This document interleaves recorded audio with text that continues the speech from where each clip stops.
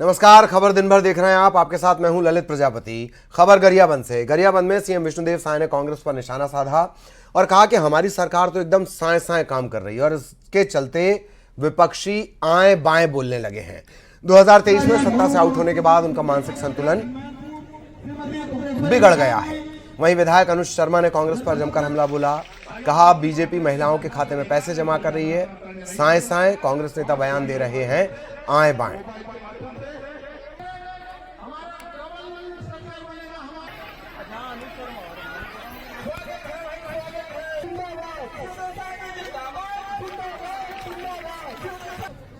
देखिए, कांग्रेस को अपनी हार स्पष्ट दिख रही है। उनके पास कोई मुद्दा है नहीं।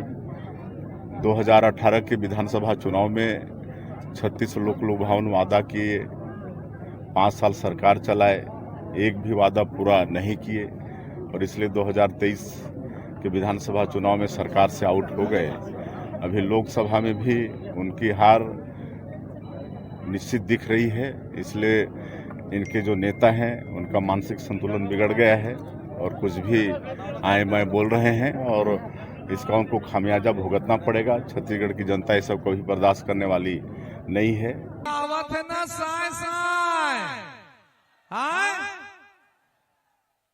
एकदम अकाउंट में पैसा जमा हुआ थे धाए धाए और कांग्रेस वाले मन अकबका के कहा थे आए बाएं और 26 तारीख के कमल छाप में बटन दबी टाए टाए कार की छत्तीसगढ़ के जनता ये तय कर ले है कांग्रेस ला कहना है बाय बाय। कोरबा में बीजेपी नेता धर्मलाल कौशिक ने लखमा के बयान पर निशाना साधा। उन्होंने कहा कि हताशा में दिए गए बयान हैं, कांग्रेस निराशा में है। महंत के बयान पर उन्होंने कहा कि जिस प्रकार से बयान आ रहे हैं साजिश समझिए। ना हो तो मैं समझता हूँ ज़्यादा अच्छा होगा। हमारे मंत्री जी हमारे बीच में उपस्थित हैं, कुछ बात को आपके सामने रखें। और लोकसभा चुनाव प्रचार के दौरान कांग्रेस नेताओं के विवादित बयान पर बीजेपी नेताओं को डर सता रहा है। बीजेपी नेता उनके बयान पर साजिश की आशंका जता रहे हैं। चुनाव आयोग से शिकायत की गई है। तखतपुर के विधायक धर्मजीत सिंह ने कहा कि प्रधानमंत्री नरेंद्र मोदी के खिलाफ कवासी लखमा का बयान बड़ी और गंभीर साजिश की तरफ इशारा है।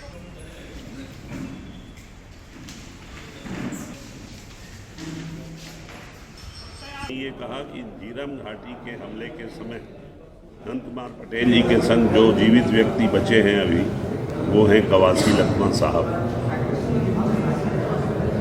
और जब साक्ष्य जेब में रख के भूपेश बघेल घूम रहे हैं तो बताना चाहिए जनता के बीच में ये हत्या किसके षड्यंत्र से हुई, कहाँ हुई, क्यों कार्रवाई नहीं हो रही, क्यों जांच आगे नहीं बढ़ पा रही है।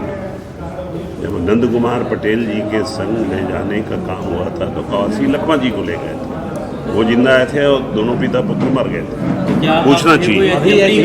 षड्यंत्र दिखाई दे रहा है। ऐसी घटना घटने की कोई अनुमान लगा रही है? कोई आशंका नहीं? देखिए, प्रधानमंत्री जी के संग पंजाब में भी इसी प्रकार से पुल में उनको ब्लॉक कर दिया गया और यहाँ के हर नेता उनको मारने काटने की बात कर रहे हैं। तो ये तो पुलिस को और बड़े बड़े एजेंसियों को जांच करना चाहिए, इनसे पूछना चाहिए कि आपके पास कोई षड्यंत्र की जानकारी है क्या, आप इस भाषा में क्यों बात कर रहे हैं, ये उनसे पूछना ही चाहिए। कांकेर में कांग्रेस नेता धनेंद्र साहू का बीजेपी पर आरोप। डरा धमकाकर बीजेपी में शामिल करवाया जा रहा है। कांग्रेस के कार्यकर्ताओं को जगदलपुर नगर निगम में सरकार गिराने की धमकी दी गई थी। नगर निगम अध्यक्ष तब बीजेपी में शामिल हुई हैं। ये गंभीर आरोप लगाया है कांग्रेस के नेता धनेंद्र साहू ने। कहाँ हॉस्पिटल आप अभी कहाँ है?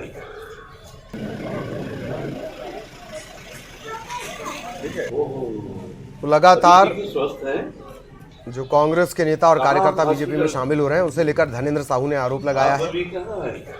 कांकेर पहुंचे हुए थे तब उन्होंने बात कही कि डरा धमकाकर बीजेपी में शामिल करवाया जा रहा है। जगदलपुर नगर निगम में सरकार गिराने की धमकी दी गई। नगर निगम अध्यक्ष तब बीजेपी में शामिल हुई। इस तरह की तमाम बातें अब निकलकर सामने आ रही है। ये धनेंद्र साहू का दरअसल आरोप है। ये दल बदल को हमारे इस देश में और प्रदेश में कभी भी अच्छे दृष्टिकोण से नहीं देखा गया है।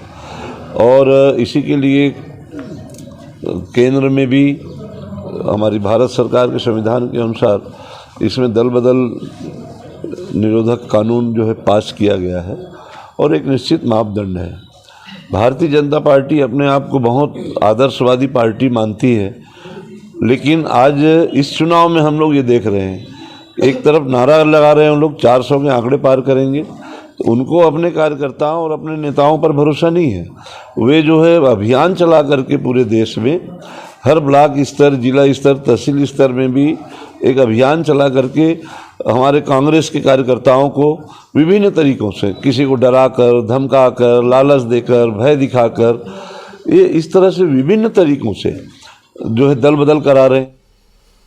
इधर छत्तीसगढ़ में रायपुर में पोस्टर पर सियासत जारी है। बीजेपी के पोस्टर पर अब कांग्रेस ने सवाल उठाए हैं। कांग्रेस ने पूछा है कि छत्तीसगढ़ में कहां चली है मेट्रो, छत्तीसगढ़ में कहां चली है बुलेट ट्रेन, ये कांग्रेस ने पूछा है। नेताओं को सरेराह झूठ बोलने में शर्म भी नहीं आती है। रायपुर शहर के चौक चौराहों पर यह दावा किया गया है पोस्टर लगाकर कि मेट्रो, वंदे भारत और बुलेट ट्रेन में बढ़ोतरी होगी। मैं छत्तीसगढ़ में भाजपा नेताओं से पूछना चाहता हूं कि छत्तीसगढ़ के किस शहर में मेट्रो और बुलेट ट्रेन चल रही है, ये जरा बताने की कृपा करें। भारतीय जनता पार्टी लगातार झूठ बोलकर प्रदेश की जनता को गुमराह कर रही है। और मध्य प्रदेश की धार लोकसभा सीट पर कांग्रेस प्रत्याशी को बदले जाने के आसार हैं। कांग्रेस के प्रत्याशी के सक्रिय नहीं होने का फीडबैक मिला है। फिर मंथन शुरू हुआ है, 1 या 2 दिन में चेहरा बदल सकता है। बीजेपी इस पर तंज कस रही है, कह रही है कांग्रेस को ही चेहरा लेकर आए। कांग्रेस को डर लगा हुआ है। धार से राधेश्याम मोवेल को कांग्रेस ने मौका दिया है।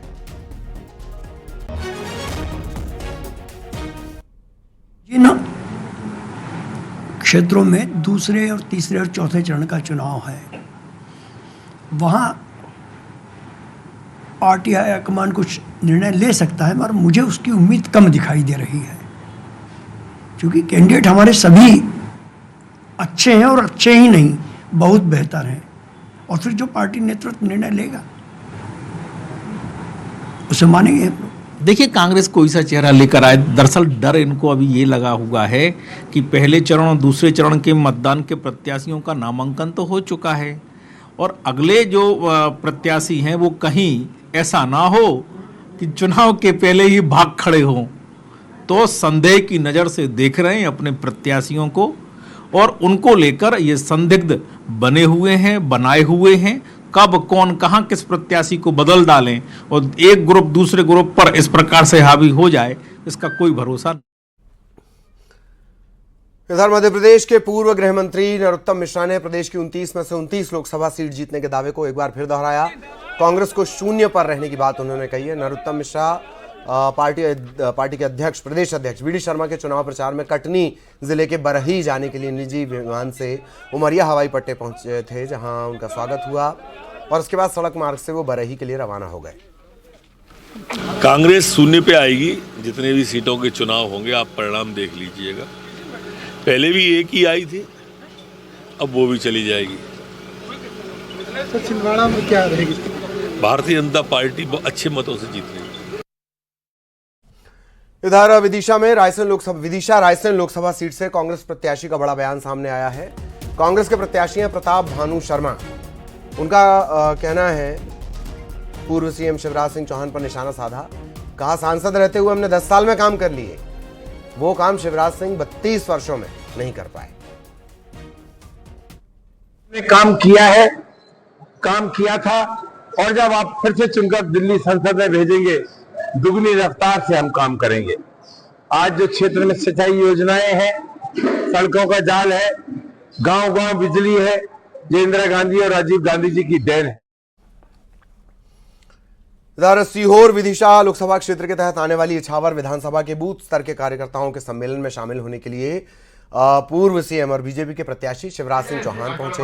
बूथ स्तरीय कार्यकर्ता सम्मेलन का हिस्सा बने, कार्यकर्ताओं का मनोबल बढ़ाया। हमारे नगर पंचायत के सम्मानीय अध्यक्ष। इस बात ये समझाना पड़ेगा कि भैया ऐसी अकड़ वाला चुनाव नहीं है यार ये। और रायपुर में चुनावी मौसम में पंजाब की शराब बरामद हुई है। पंजाब की शराब की अवैध रूप से तस्करी 14.5 लाख की 35 पेटी शराब बरामद हुई है। खमतराई थाना क्षेत्र का यह पूरा मामला है।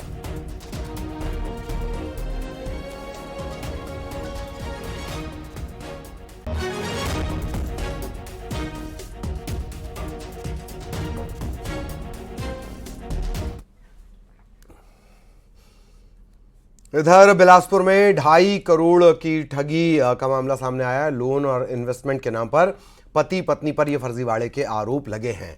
अभी दोनों फरार हैं, जिनकी तलाश की जा रही है। बिलासपुर में लोन और इन्वेस्टमेंट के नाम पर ठगी।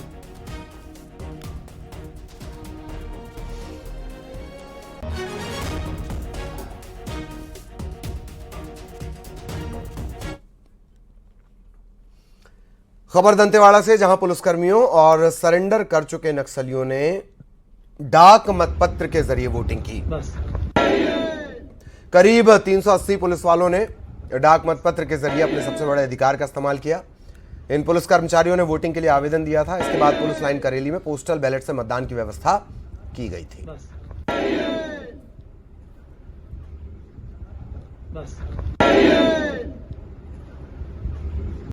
पोस्टल बैलेट सुविधा केंद्र के माध्यम से आज दंतेवाड़ा जिले के जितने भी पुलिस कर्मचारी हैं, डीआरजी और बस्तर फाइटर के, ये जवान आज वोट कर रहे हैं। 19 तारीख को ये जवान आरओपी ड्यूटी या अपने गश्त ड्यूटी में मतदान केंद्रों की सुरक्षा के लिए लगे रहेंगे, इसलिए 19 तारीख को वोट नहीं कर